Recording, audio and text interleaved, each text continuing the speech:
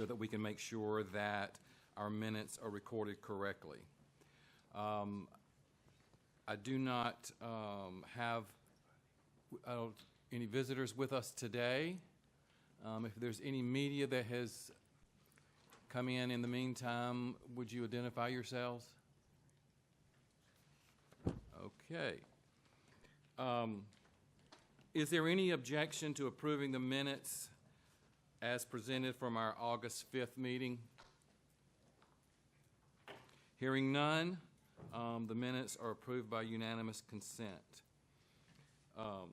Is there any objection to approving today's agenda, September 2nd, 2025, as presented? Hearing none, the agenda is approved by unanimous consent. We have no public comment today. First up, we have, for first reading, just everybody remind, this is our first reading for the proposed amendments to the State Board of Education Regulation, South Carolina Code, Regs 43-100. Test security. It's an important topic. So it looks like Dr. Prosser is going to present this information to us.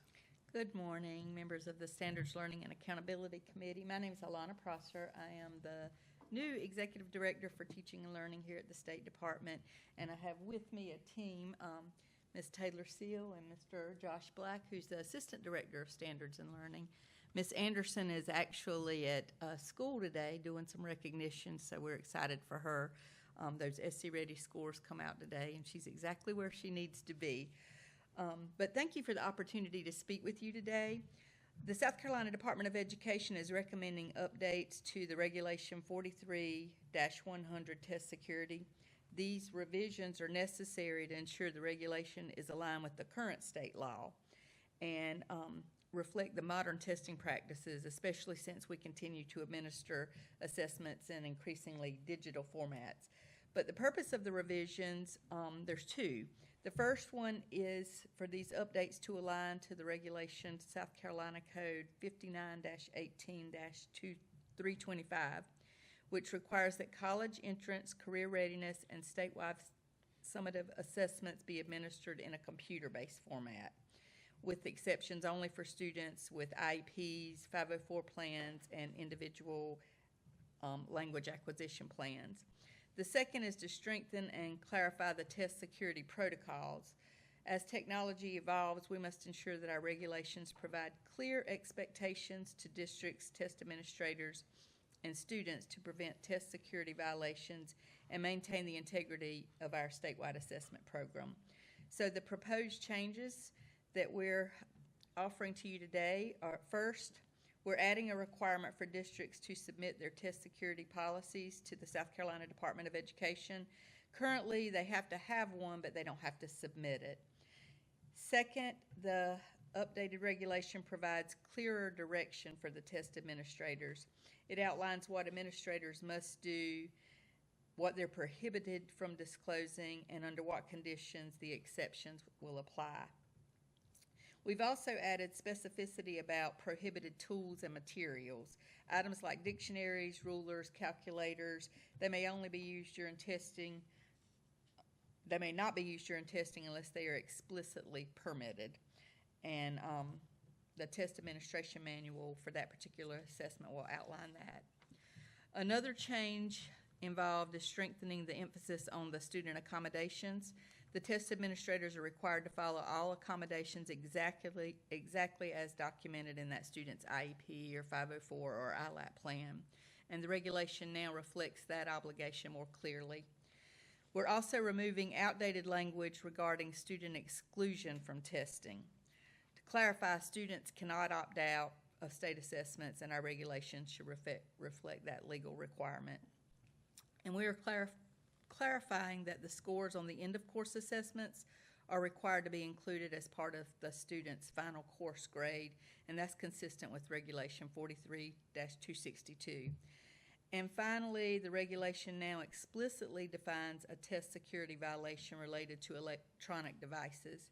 If a student uses any device such as a phone or tablet to photograph, post, retain, or share test content, this will be considered a violation of test security, and disciplinary actions will follow.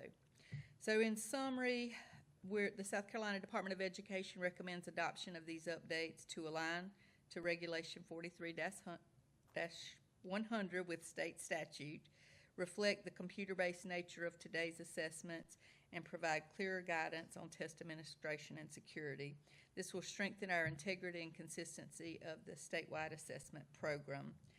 Thank you for your time and attention, and I'll be happy to answer any questions, or will be happy to answer any questions you may have. Alana, are waivers still allowed for paper and pencil test? Yes, but only for 3rd and 4th grade, is that correct? Any questions for Alana Prosser?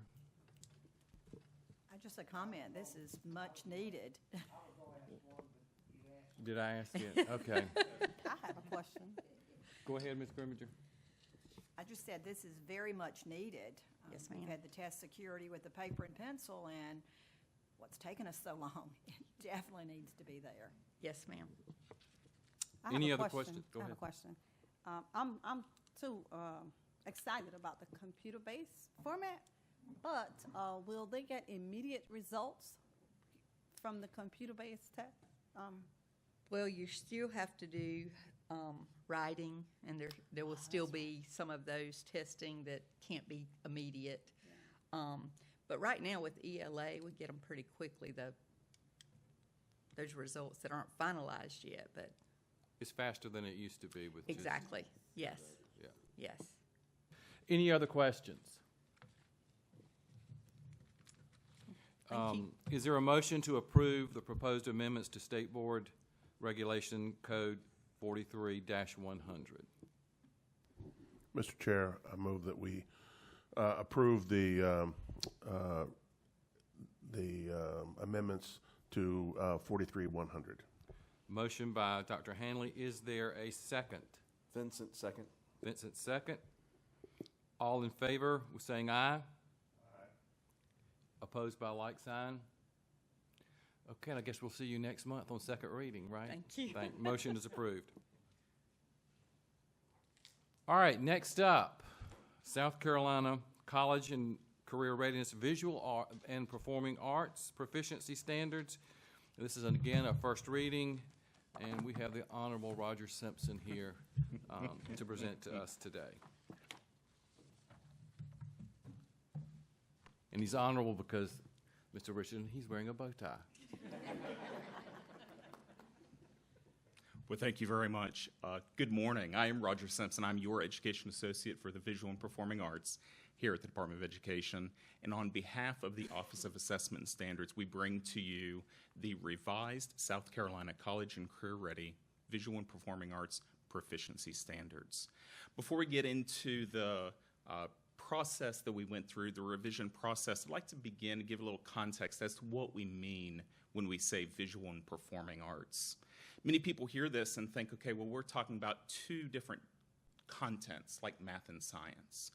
And while that's somewhat true, the performing arts in South Carolina actually consists of three specific areas. Is this presentation being run in the PowerPoint application, or are we in? Okay, some interesting formatting. I apologize for some interesting formatting that may have taken change from the original to what we're seeing. Regardless, visual and performing arts in South Carolina consists of three areas. That's our dance, our music, and our theater. Now, within our standards, we don't have just one set of music standards. We have three different sets of music standards. That's going to include our general music, our choral music, and our instrumental music standards. Now, similarly, for our visual arts, while we do have one set of visual arts standards, those standards compose two different mediums of art, or two-dimensional and three-dimensional art. Now, it doesn't end there with this document. We also have our media arts and our design standards.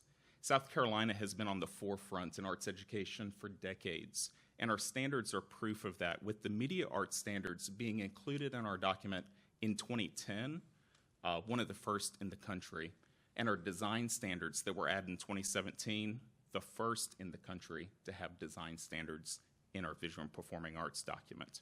So significant investment in the arts in South Carolina. Now, with design and media arts, these standards are designed so that they can walk alongside any of the other disciplines. And so that's how they connect, and this looks a little convoluted, so maybe this helps us to see how the arts come together and work with one another, much like a spoked wheel. Visual and performing arts being in that hub, and each of the disciplines on the outer. Now let's take a look at the process itself.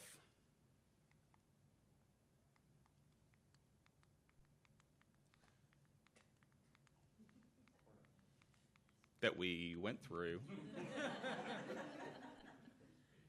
There we go. This has actually taken us about 3 years. Our initial work started in 2022, right after my hiring, where we engaged in some initial research and some data collection. After that, the process formally began. That took us about 9 months and ended this past May when we posted the document to our website for the public review portion. That concluded, we made our final edits to the document and are bringing to you that final draft of the document. We look forward to seeing you again in November for second reading, after which, if we have approval, we'll begin with the development of our instructional resources and supports for our teachers, as well as regional learning opportunities to prepare teachers for the implementation of these standards, which we anticipate in the 2026-27 school year. Now, I mentioned the preliminary work that took place at beginning in 2022. This preliminary work really took on elements of research, focus groups, and surveys. Our research took us on a deep dive into the national arts education standards, as well as the standards of other states that have also recently gone through this revision process. In addition to looking at other state and national standards, we documented those proven practices that have shown significant results here in South Carolina and across the country in terms of student outcomes. Additionally, we were looking at those arts education trends that are current and that we see continuing in the years to come.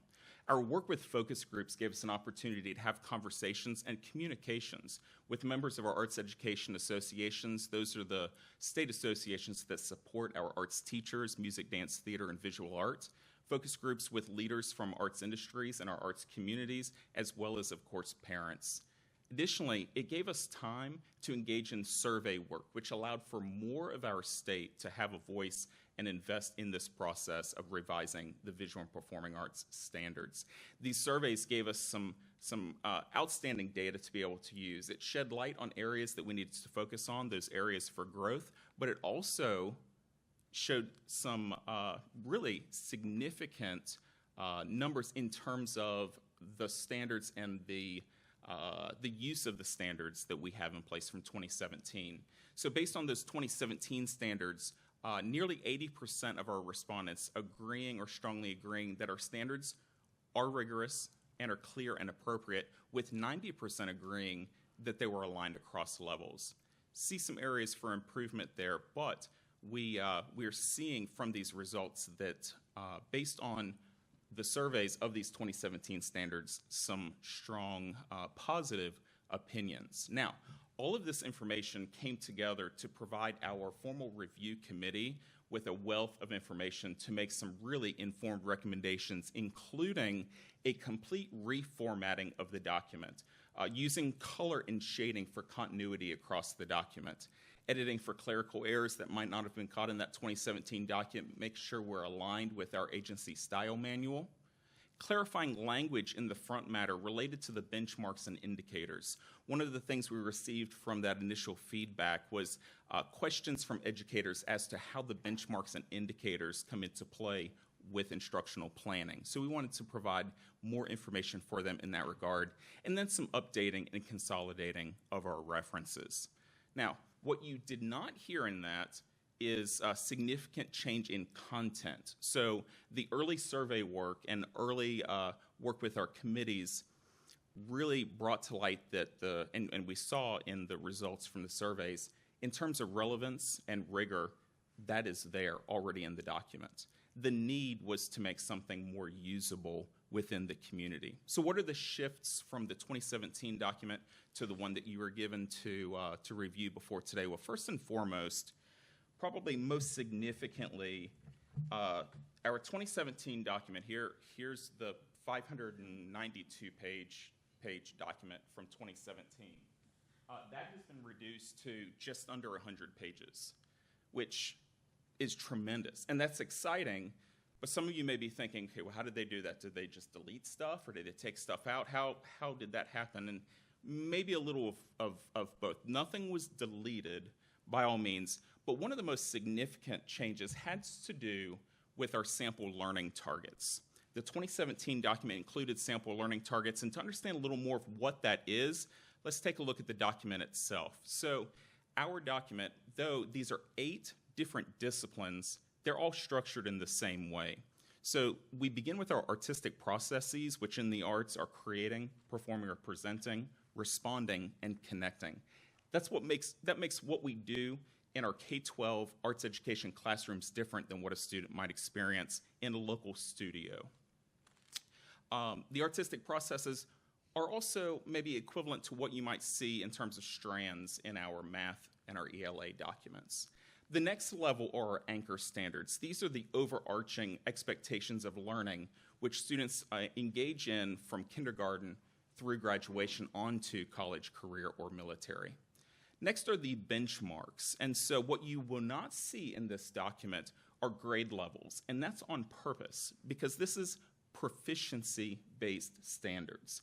And so students move from one benchmark to the next when they have shown their ability and their understanding through the indicators. The indicators are what the teachers are teaching and assessing each and every day in the classroom. And as students demonstrate their proficiency through the indicators, they increase in terms of their benchmark levels. Now in South Carolina, we are fortunate that music and art are required in elementary school. The same is not true for dance or theater. So a student might not have the opportunity to take a dance class until high school. And so if a student is in dance in 9th grade with no prior experience, and we had grade leveled standards, and that student were expected to learn 9th grade standards without an 8-year foundation, it would be very difficult both for the teacher and for the student. So with our standards using proficiency, the teacher is able to begin using novice level standards and to support those students to grow much more quickly through the levels of proficiency. So in 2017, this was a very new concept. This was revolutionary. And so to help teachers with implementing these standards, the committee included sample learning targets, which were examples of how a teacher might teach an indicator or how a student might demonstrate an indicator. Those were simply examples. Now, when we get back to the document, about 2/3 of this document are simply sample learning targets. They're not standards, they're just supports. So one of the decisions that was made was to remove the sample learning targets from the document and to create a separate sample learning targets document for each of our disciplines. Here's the example for dance. So everything that is in here for our dance teachers is still available. It's just in a much more manageable version for our teachers to use. So I said 2/3 of the document. Well, there's a couple hundred pages left. Well, much of the rest of the reduction came through simple reformatting. You see this document is using a horizontal layout. Our new document is using a vertical layout. And you might not think that that's significant, but I have hopefully an illustration that will work to show you. Yeah, so here's Anchor Standard 5 in the music standards from 2017, which took 3 pages for the entire Anchor Standard to appear. In this new document, Anchor Standard 5 is able to fit on 1 page. Much more user-friendly, much more inviting, much easier to work through. So that has made a significant difference in terms of the standards. So upon conclusion of all of that work, the document went back out for public review. We opened a survey for folks to respond. Some of the questions in the survey were follow-ups to the initial surveys to see how opinions may have changed. Much of the rest of the survey related to the front matter and the new standards themselves. And, oh, good. So we won't look at any specifically, but what you're seeing here in terms of these responses is a significant number of strongly agree and many agreeing in terms of our prompts that these standards are truly what are going to take us to the next level in arts education in our state. In addition to these questions, we also asked teachers and those who responded for recommendations related to how can we support you with the implementation of these standards. One of those being the need for more professional developments and supports. And we've already started with that. So in the last 3 weeks, I've had the opportunity to present to nearly 350 teachers across the state to help prepare for these new standards and what this is going to look like and support the implementation of these standards into their classrooms. During that review as well, I had an email from a district arts coordinator that came in that I'd like to share with you because he took the time to send an email, not only submit that anonymous survey, and I'd like to share his words with you, which were, "This new layout is brilliant. Great job of taking something that was completely cumbersome and making a much more user-friendly document." And I think that really summarizes where we are with this newly revised visual and performing arts document. One of the questions we often receive from board members is, was my area represented in this process? And I am actually happy to report to you that we had representation from each of our school board of education, state board of education circuits in our preliminary or post-review or the process itself. So thank you very much for the work you're doing to engage those in your areas in the work here at the Department of Education. If there weren't any questions that were answered, I'm happy to take those at this time. Roger, I want to thank you for this presentation, and just a reminder to everyone, this is first reading. We'll see you again next month. I do applaud you for hearing from teachers. I mean, these are the people that are responsible for implementing these standards, and their feedback is needed in this process, and to give them documents that are not so cumbersome. The other comment I would make is, once you read through the standards, it's amazing to me when we talk about college and career ready, how many careers are available, how many careers are touched by these visual and performing arts standards outside of what we traditionally think as art areas. And I know the graphic design and those kind of things are just, with artificial intelligence and all that, is just really, really blossoming. The only other comment I would make before I turn it over, any other questions, just to the audience, if we look like we're not paying attention, we have screens here in front of us, and we are looking at those screens.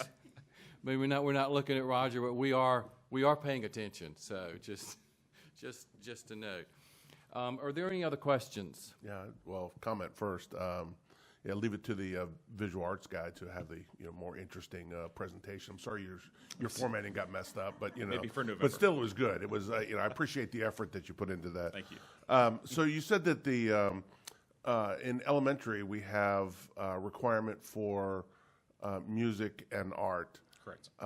What about the later grades? Because and to tag on to what Dr. Mathis said, I agree that I don't care if you want to be a mechanic or an engineer or whatever, you can definitely benefit from some of these things, and to make a well-rounded student, that well-rounded adult should definitely be in some way influenced by the arts. And so what do we have in place that allows or facilitates that? Yeah, thank you for that question. So within our regulations, our defined program for grades 6 through 8 and 9 through 12 do require for the arts to be offered at the middle and high school level. So there's a requirement for students to have access to that.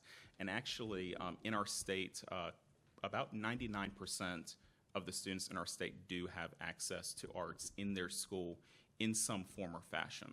So access to, but no requirement for. There's not a requirement, and even at the high school level, we do not have an arts graduation requirement as part of our required courses. However, the Commission on Higher Education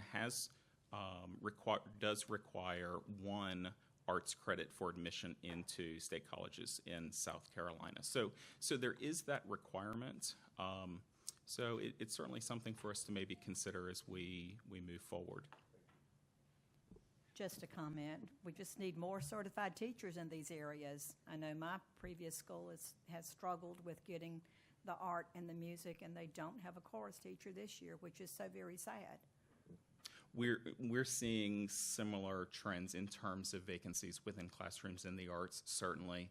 Maybe it's a little more visible when it impacts a smaller grouping of teachers with 1,600 art teachers across the state and 1,800 music teachers. A few vacancies is a much larger percentage of our teachers. So I know our colleges and universities are certainly working on that. We do have a number of alternative certification routes for arts specifically, and we are seeing more teachers taking advantage of those arts alternative certification routes as well. So I agree. Thank you. Thank you, Roger. Is there a motion to approve the South Carolina College and Career Readiness, Career Ready Visual and Performing Arts Standards on the first reading? Richardson made the motion. Is there a second? Second. Second, Hanley. All in favor of the motion by saying aye. Aye. All opposed by a like sign. So the motion carries. Thank you, Roger. There are no information items on our agenda for today. So is there a motion to place action?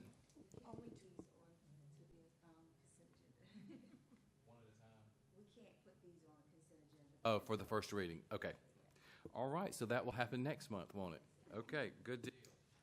So then that brings us to the motion to adjourn the committee meeting. Is there a motion? I make the motion we adjourn. Thank you, Mr. Richardson. Is there a second? Second. Vincent. All in favor with aye? Aye. We stand adjourned. Thank you.